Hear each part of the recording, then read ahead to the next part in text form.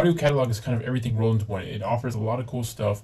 It's a powerful and reliable music manager of sorts. If you have tons and tons of music and you just ever, your audio file or anything of that sort, and you want to organize your music, this makes it easy to do all of that, from tags, duplications, and simply just playing your music files. It's a media manager of an all-in-one application. So here you can see I imported an album here. You can see the album shows up, and this is an album by Lupe Fiasco. You can see it shows the artist, it shows the title, it shows all relevant information and more. It shows stuff like track numbers, bit rates, frequencies, stuff that normal applications don't typically show right from the get-go. Stuff like iTunes won't show file name, file size, all off the get-go in this one window pane here. This is the string grid browser. You can use it, the Catalog Explorer, to find your files, etc., or you can manually add folders and or files up here, so you can import your whole music collection up here. Additionally, you have all these other buttons at the top to update the catalog, options for editing, Winamp controls, and media player controls, because you can use those to play back if needed. On the left here, you can kind of filter out your music libraries. You can sort it by ratings, genres, or you can just look at all files in general. Now let's talk about the features this includes. Now, what allows you to import your catalogs or your media libraries, you can do a couple other things on here. Now, going into service here, you have tons of features, and some things I want to highlight. First off, tag to file name. Tag to file name allows you to change the file name associated with the music, just related off of tags and the commands you can use. So what this does is it uses a name format based on tags. So for example, %artist gets the artist name, or %title will pull the title name. So you can have it named after the genre and original artist, or you can have it named like from the duration and the genre. You can have it all, change the file names, all crazy stuff, type of stuff. So for example, if I wanted to be, instead of the actual song title, which is you can see here the old file name, Beautiful Lasers, I can have it be the artist, then the title. So I can say, let's say I want that.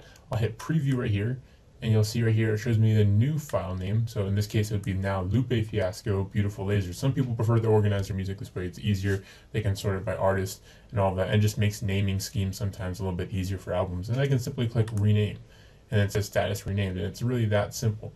And then now if I exit out, you can see the song will be renamed, and you can see there the file name Lupe Fiasco Beautiful Lasers. Now vice versa, you can do it so you can name it from file name to tag. Again, you can do this different ways. You can change the format based off of that. You can apply that if you want. You can see, put in all the general information here, preview it, and then apply it and see how that turns out if you prefer that way. You can also do stuff like ID3 tag editors. If you are a huge, again, audiophiles, like to you download your music, or you get music, or you rip it, whatever your way of getting your media is. Let's say all the information isn't relevantly in there. Stuff like the year the album was produced, the comments on it, composer, the original artist, maybe who was encoded by. Especially if you're distributing music, this is all relevant information you may want to put into a track before distributing it out. That way people have all the relevant information. So you can actually edit ID3 tags here. You can check this little box for ID3v1 tags, and you can see the ID3v2 tags are here. But if I want version 1 tags, I can manually put them in here.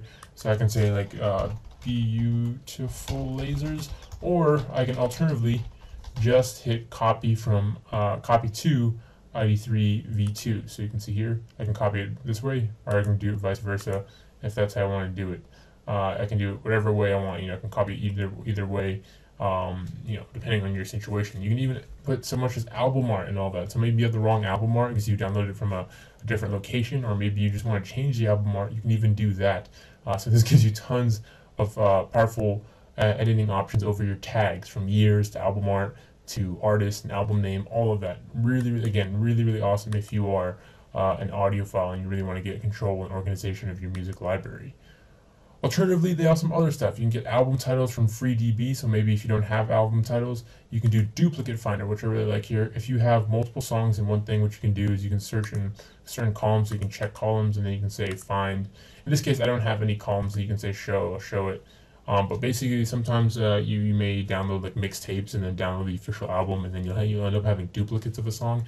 This goes through, scans your whole library, and will find if there's any duplicates. That way you can kind of get rid of music that you have twice on your music library. That way it doesn't get imported to your iPod or something. Now let's say you also lastly want to convert something. Let's say I want the song shining down in a different format. Maybe I want to be able to play it on a different, maybe I want it in FLAC audio for higher quality audio. I can go in here, I can say convert to FLAC, for example, and I'll say digital audio converter. Oh, so this one you would need the audio converter installed on your system. But again, if you have that, then this will work seamlessly with their audio converting program, which again is also available at their site at Digital Action.